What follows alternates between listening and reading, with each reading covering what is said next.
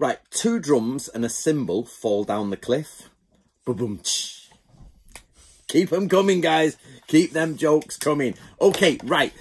This month, we've been focusing a lot on the sort of ninja martial art, the ninja history, things like that, to get rid of me boffing.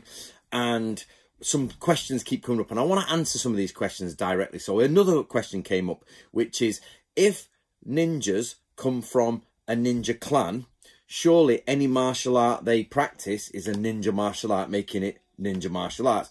This is not good logic. It's not good logic because it's based on erroneous things, really. And I'm going to actually put someone on the spot here and maybe speak to Sengoku Studies, Scott from Sengoku Studies, about if he could do a video. If you can't, Scott, don't worry, on the structure of samurai clans, how it actually works. And one of the best people to talk to this is actually Stephen Nojiri. But they will give you the very complex version. I'm going to give you the overview. So the reason this logic falls down is the simple fact that clans in Japan are samurai clans. So, you know, when you get the House of Windsor, the House of Stuart, the House of this, and then, you know, for kings and queens of England, yeah? How the Plantagenets, things like that. You get these big, great houses. The House of Windsor, yeah? It means the family of Windsor. House, this is the same as Japanese. In Japan, they literally use the kanji for house. So if you write a letter that says, I'm going to my house, they also have the houses meaning clans. So we use house the same way as the Japanese do, to mean a physical building and the great family. Now, what you don't get is a ninja clan. You just don't get them. But I'm going to go into that a little bit deeper. What you find in Japan are samurai clans. Even Iga and Koka, the hearts of the ninja place, before the invasion of Oda Nobunaga, are a collection of samurai clans. Now, I don't know how far back this goes because we don't have enough information that goes back to the antiquity of ancient Japan. But basically, each clan has their own type of speciality. It doesn't mean it's all they do. It's not like that's all they do, but they have a speciality. Or something they've over-focused on, or they have people who are specialists, okay? So, for example, did you know there is a Sengoku period family, a samurai family, right? And their number one thing to do is the Dutch language, right? They translate because of the trading going on in the 1600s. You get other clans who are great at archery. You get great mounted horsemen. You also get clans who are wonderful at astrology and Tenmon, the heavens, reading the heavens. So all this idea of the samurai with their swords flashing, some of the clans were absolutely perfect at understanding the stars, the gods, the spells, the esoteric things. And of course, some are good at ninjutsu. So to say a ninja clan which did a martial art must mean that they're a ninja martial arts no, it's wrong. That means there's a clan of samurai who are great at astrology, and therefore astrology, and because they do martial arts, because they're samurai, because they have to learn how to fight, but yet they do astrology, that means that it's astrology martial arts. Okay, it's the same. That family I told you about who do the Dutch, I think it was Dutch, and they're like, oh, that's Dutch martial arts. Can you imagine how misleading that is? Oh, I'm going to show you some Dutch martial arts. Is it from Europe in Japan? In martial arts from Europe in Japan? No, well, this one family who are samurai mainly did the job of speaking in Dutch. So therefore, they're a Dutch. Sorry about the grammar. I'm trying to work this into an awkward sentence. They do the Dutch jutsu, which means any punching or kicking they do, or any swordsmanship they do, instantly becomes part of the Dutch language. Yep, that's how bad it is.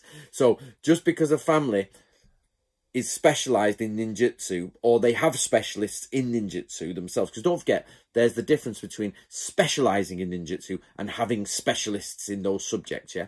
Just because the family does that doesn't mean anything they do is from that subject. So I'll make it really simple for you. If your family is a family of butchers and they chop meat, it doesn't mean that when they do race car driving, if one of the butchers loves rally driving and he goes stock car racing or rally driving, then he's a butcher style rally driving. So when people write manuals about how the butcher's style of driving is different to the architect style of driving, which is different to the balloon maker style of driving, but we analyse each one. That's how ridiculous it is, guys, when you say, but it's a ninja house, it's a ninja clan. No, and Iga and Coco are not famous for ninjutsu, really, until a bit later on. What I think Iga especially is famous for, I think, but I have to double check this, guys, is pottery making. So actually, if you'd have said to someone, probably in the Sengoku period, what do you think of the samurai of Iga or the families of Iga? And they'd say, oh, they make nice pottery. Yeah. But then later on, they become like, oh, they've also got this ninja thing going on. So if, as far as I remember, and I'm doing this from memory, guys, from about 8 years ago, being in a museum, is the people of Iga were great at pottery. They had Iga pottery all over the place. And, you know, they had a trade, and everybody says Iga's in the mountains, and it's like a misty mountain with forests, and it's really hard to get through, and you wouldn't go in there because the ninja families would assassinate you. That's totally not true. They had a crossroads going through, and I went to Kyoto, and they sold pottery, expensive pottery, to the capital in Kyoto. So this idea that if you ask one historian, like, tell me about Iga, it was a mountain range, it's a plateau surrounded by mountains, it's only got 6 exits and entrances, and they're hidden in the mist because it's a misty place, and the shinobi families would be infiltrating the trees and they would keep you out. Yeah. Or yes, the other historian, it's like, well, actually, it was a plateau. It's got a ring of mountains. There's 6 major roads in and out of it. Otherwise, you'd have to cross the mountains. And there's a trade route of pottery, specialising in pottery between Iga and the capital of Kyoto. When they were invaded by Oda Nobunaga, they had to block off these 6 routes and roads in, and to make sure they were safe, or 6 or whatever amount of routes and roads it was in. See the difference, guys? You can make your mind go to ninja families were practicing their own martial arts, which made it ninja martial arts. They were living in the mountains, separate from everybody else, and the samurai came along and took over them and, you know, destroyed them. As fights between ninjas and samurai. Or you can say there are samurai clans within the Iga Mountains who have a speciality of ninjutsu. There's also pottery and other specializations within there, where they used to trade with Kyoto and places like that. But when Nobunaga was expanding, and he expanded across all of Japan, Iga was just one of many provinces which he took over, and therefore he had to invade. His son tried to invade it, but because it's mountainous and it's in a plateau within a mountain, he could easily defend against a regular army, and therefore Nobunaga himself had to come down and use more forces to bypass over these, you know, mountains and get through the pathways and everything, and then invade and destroy Iga. The same as he does with the mountain fortresses of Honganji or whatever it was.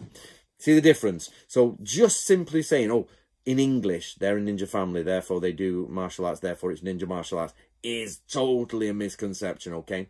So if anybody else has any information, that would be great. And by the way, just to add to that, we do have documentation from the Sengoku period from Iga saying we are samurai, we are joining, like, the, sorry, I don't know, I don't want to say the wrong word just in case Scott jumps on me back here, but basically we're forming a conglomerate of forces of samurai houses, lesser samurai houses, to fight off a major samurai player. Now imagine how, this is where English again, or the way you describe it, changes.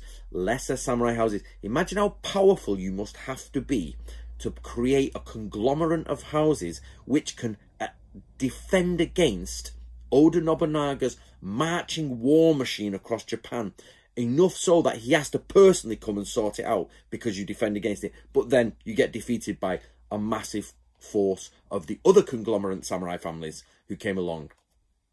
Yep.